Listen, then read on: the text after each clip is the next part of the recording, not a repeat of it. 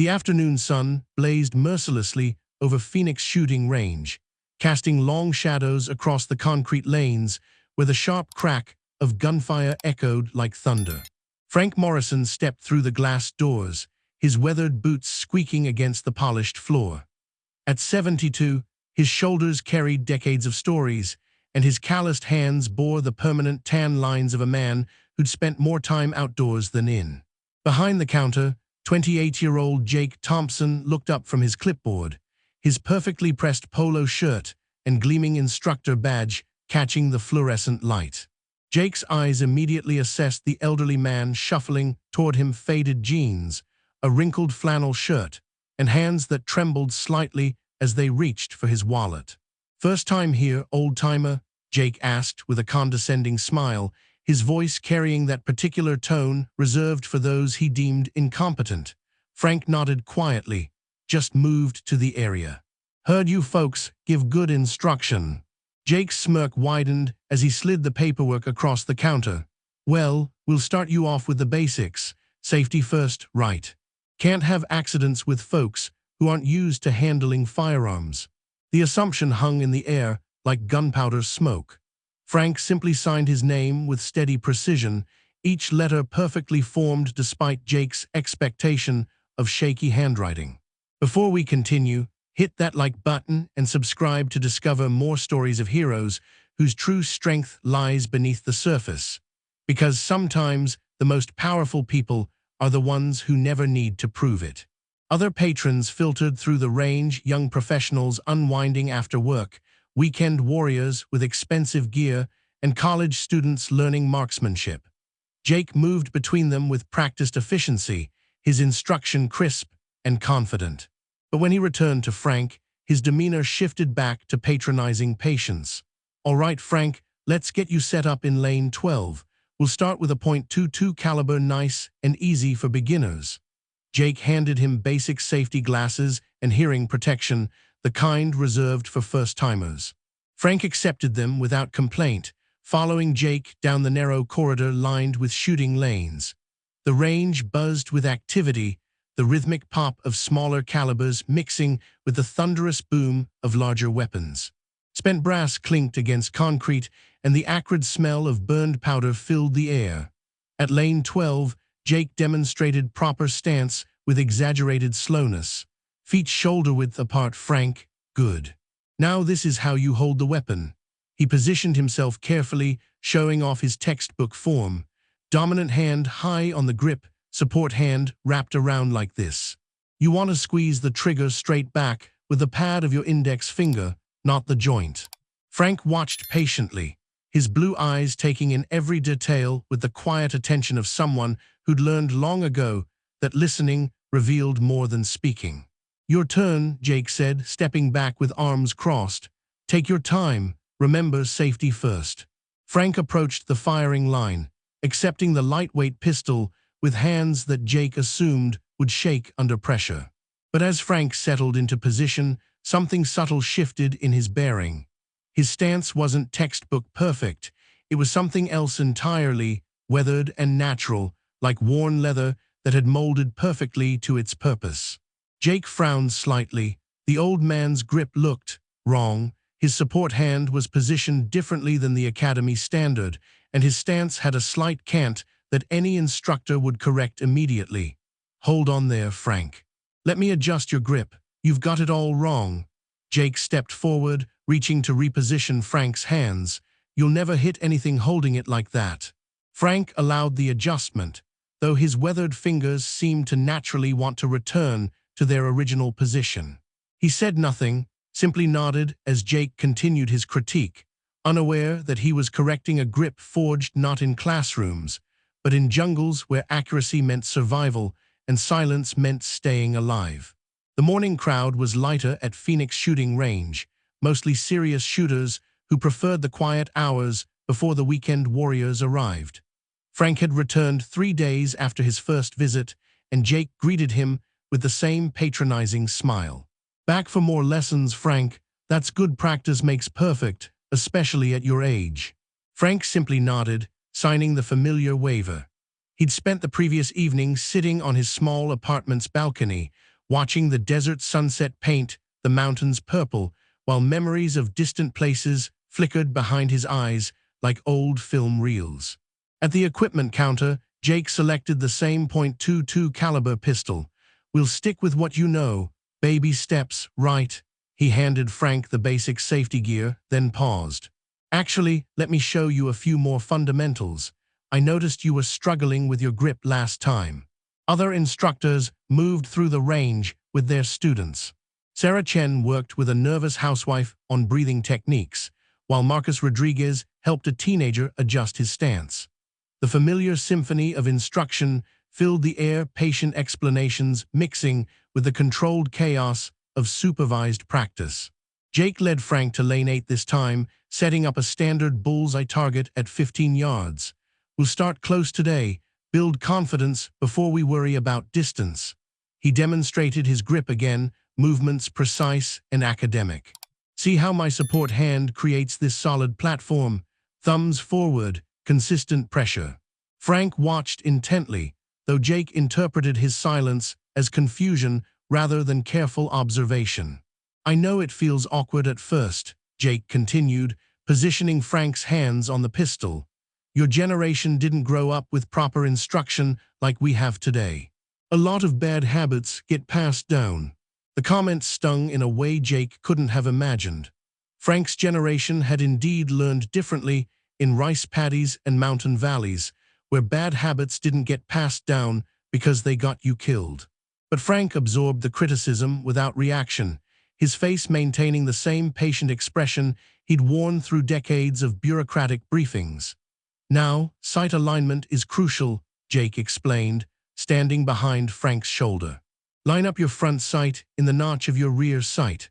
The top should be level, and you want equal light gaps on both sides." Frank raised the pistol, his movements deliberate but somehow different from Jake's demonstration. His grip settled into that same unconventional position, thumb placement slightly off from academy standards. "There you go again with that grip," Jake sighed, reaching to adjust Frank's hands.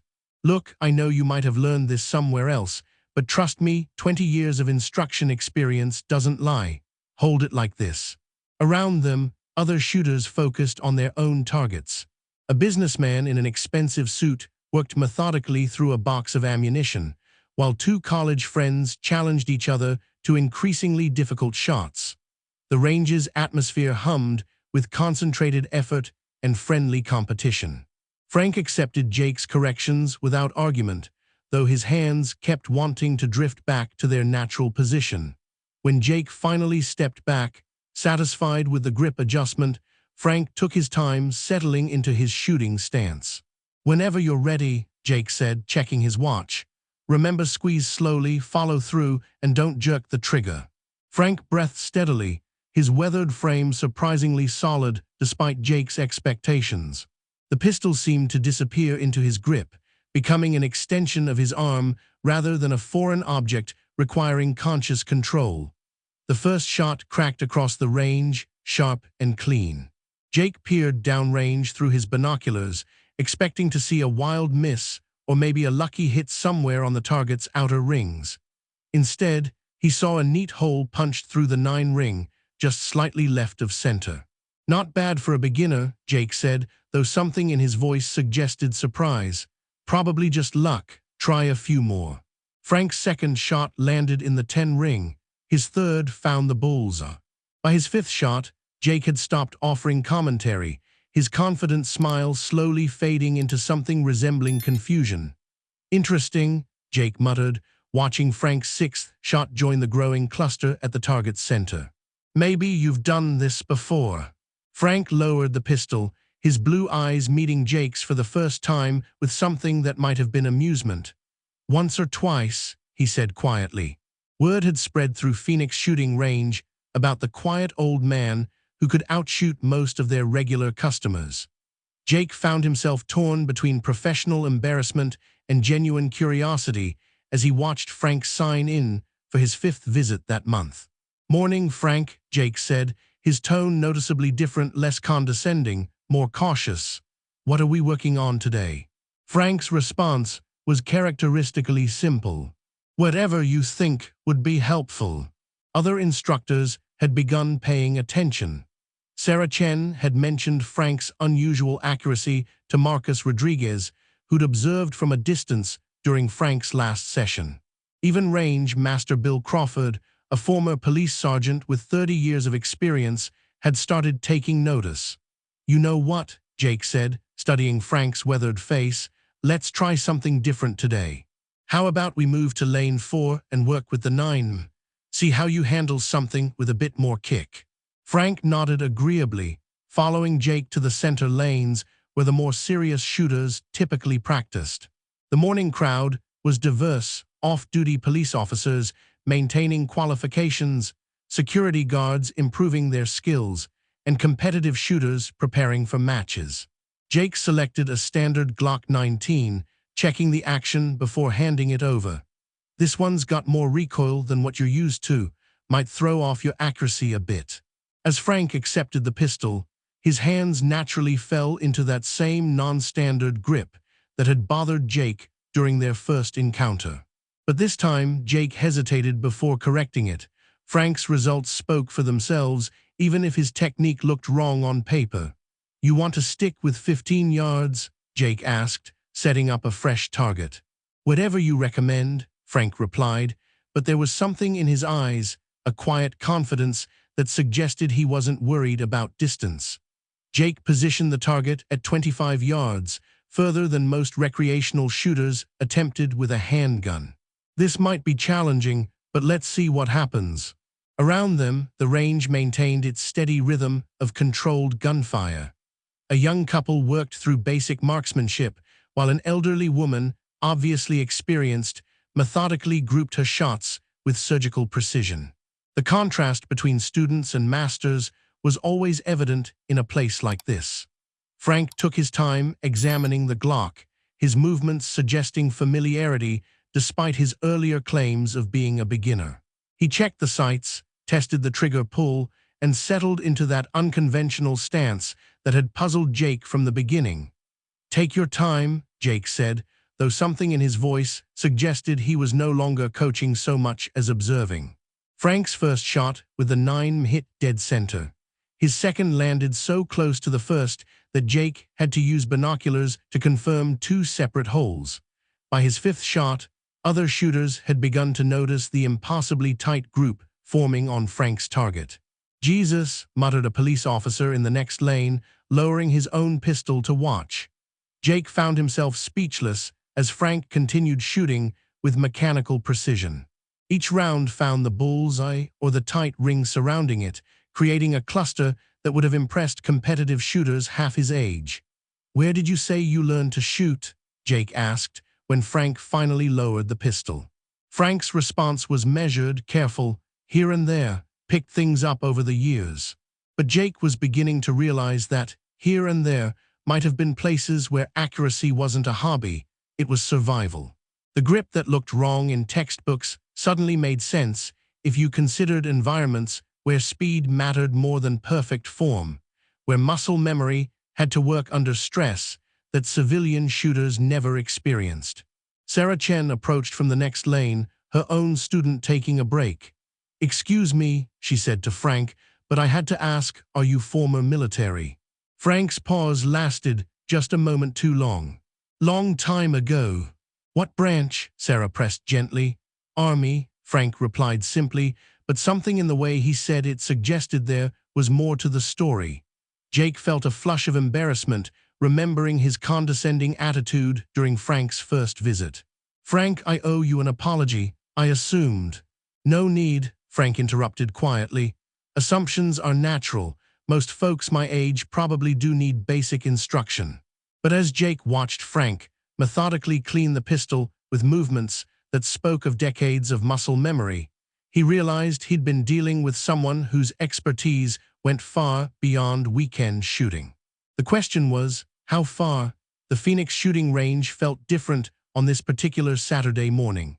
Word had somehow spread about Frank Morrison's shooting abilities, and several of the range's best shooters had arrived early, claiming they just happened to need practice time.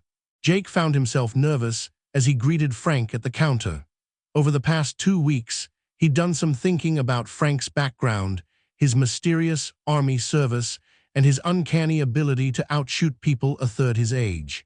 "Morning, Frank. We've got a bit of an audience today," Jake admitted, gesturing toward lanes where several accomplished shooters were clearly waiting to observe rather than practice. Frank noticed the attention but seemed unfazed. "That's fine. What did you have in mind for today?" Bill Crawford, the range master, approached from his office.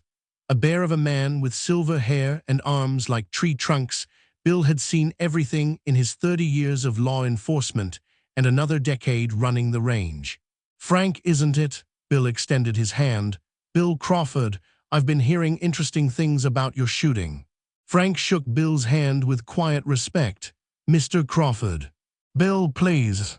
Listen, I hope you don't mind, but some of our regular competitors were wondering if you'd be interested in a little friendly challenge. Nothing official, just curiosity among shooters." Jake watched Frank's reaction carefully.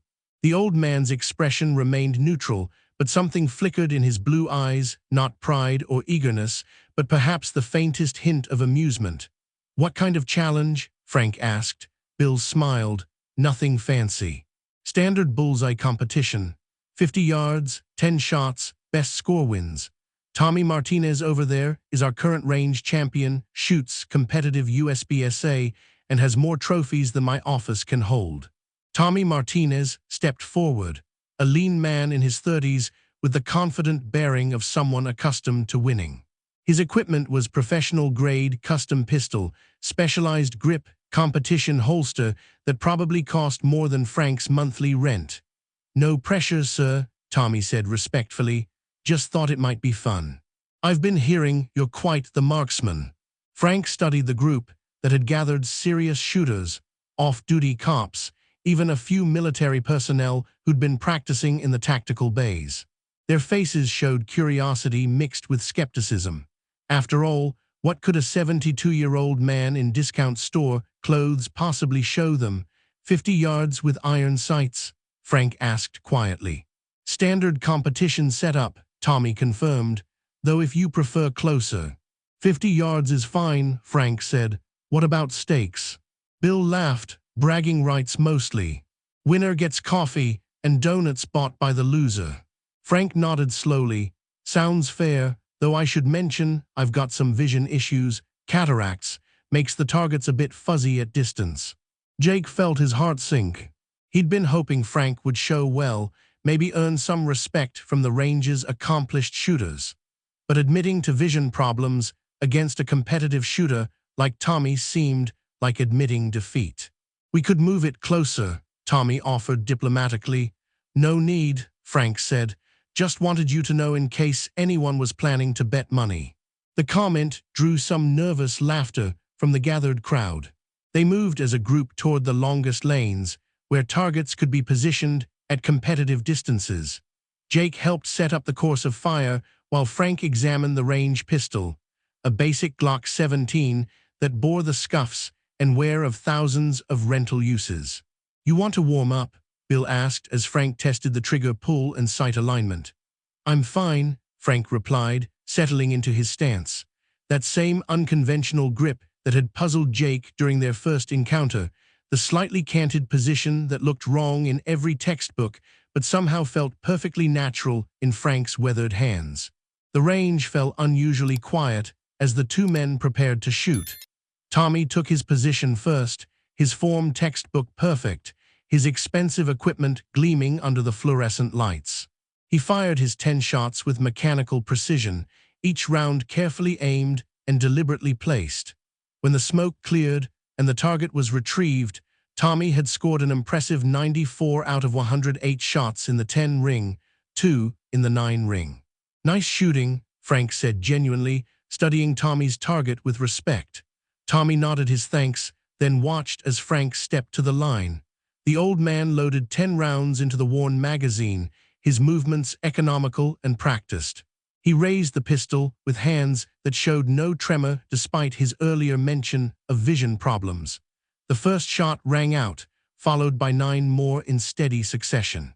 Frank's rhythm was different from Tommy's, not rushed, but somehow more fluid, as if the shooting was less about conscious aim and more about natural instinct. When Frank's target was retrieved, the range fell completely silent. Perfect score, 10 shots, 10 bullseyes, clustered so tightly they could have been covered by a silver dollar.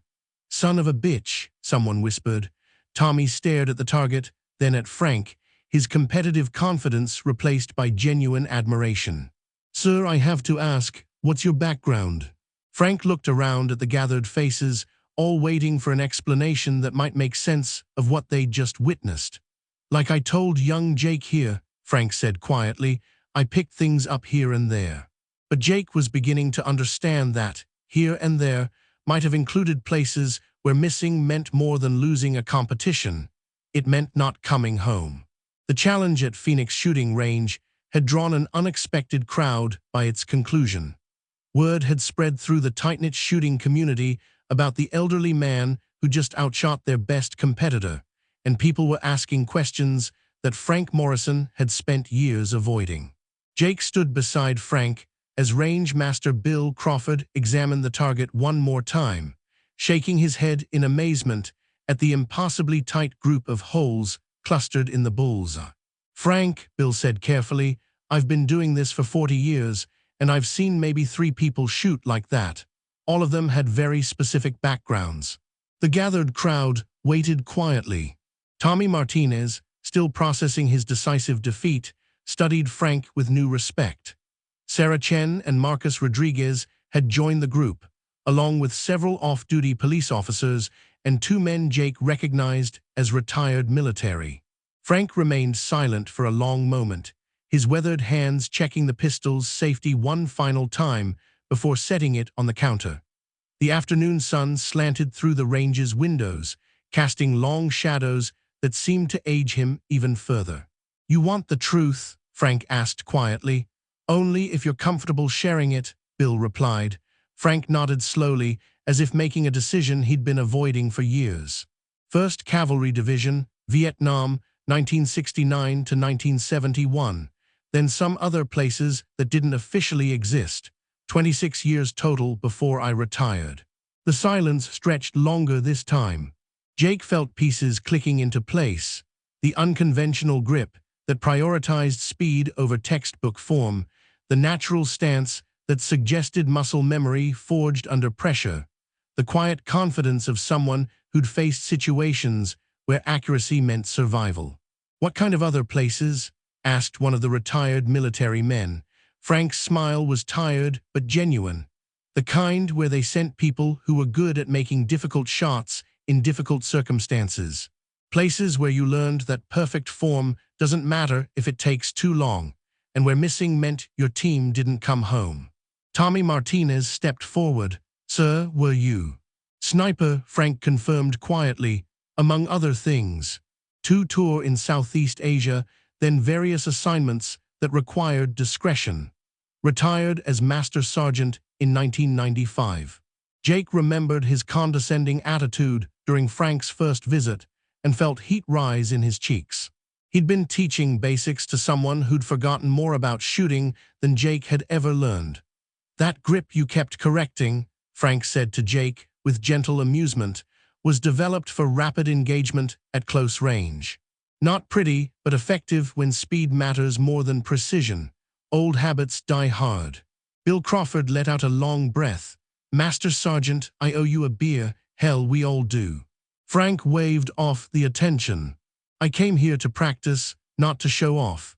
Been out of the game a long time, wanted to make sure I could still hit what I was aiming at." "Why the secrecy?" Sarah asked gently. Frank's expression grew thoughtful. "Because most people have opinions about what we did over there, and I got tired of defending decisions made 50 years ago by scared kids in impossible situations. Easier to just be the old man who needs shooting lessons." One of the police officers spoke up. "Sir, with respect, your shooting today wasn't just muscle memory, that was active skill maintenance." Frank nodded slowly. "Been practicing in my backyard with an air rifle, dry firing in the basement. You don't just turn off 30 years of training because you get a retirement check." Jake found his voice. Frank, I apologize. I was. You were doing your job, Frank interrupted kindly, teaching safety to someone you assumed needed it. No harm done. Tommy Martinez extended his hand. Master Sergeant, would you be willing to give some instruction? There's obviously a lot we could learn. Frank considered the request. I'm not sure civilian shooting needs military methods. Different purposes, different priorities. Maybe, Bill said, but there might be something to learn about fundamentals. About staying calm under pressure. About the mental side of accurate shooting. Around them, the range had returned to its normal rhythm of practice and instruction, but something had changed in the dynamic. Jake realized he'd learned more about teaching in the past hour than in months of following standard procedures. Frank looked around at the faces watching him, some curious, some respectful, all waiting to see what wisdom might come from someone who'd learned shooting not as a sport, but as a tool for survival. Tell you what, Frank said finally, I'll come in Tuesday mornings. Anyone who's interested can ask questions. Can't promise I'll have answers that work for everyone, but I can share what I learned. As the crowd began to disperse, Jake approached Frank one more time. Sir, I just wanted to say. Son, Frank interrupted with a smile, I was hitting targets before you learned to tie your shoes. But you've been teaching people to be safe and responsible with firearms, and that's worth more than any fancy shooting. Don't apologize for doing good work. Jake watched as Frank gathered his things and headed for the exit, walking with the same quiet dignity he'd shown during that first awkward encounter. The difference was that now everyone at Phoenix shooting range understood they'd been dealing with a master who'd hidden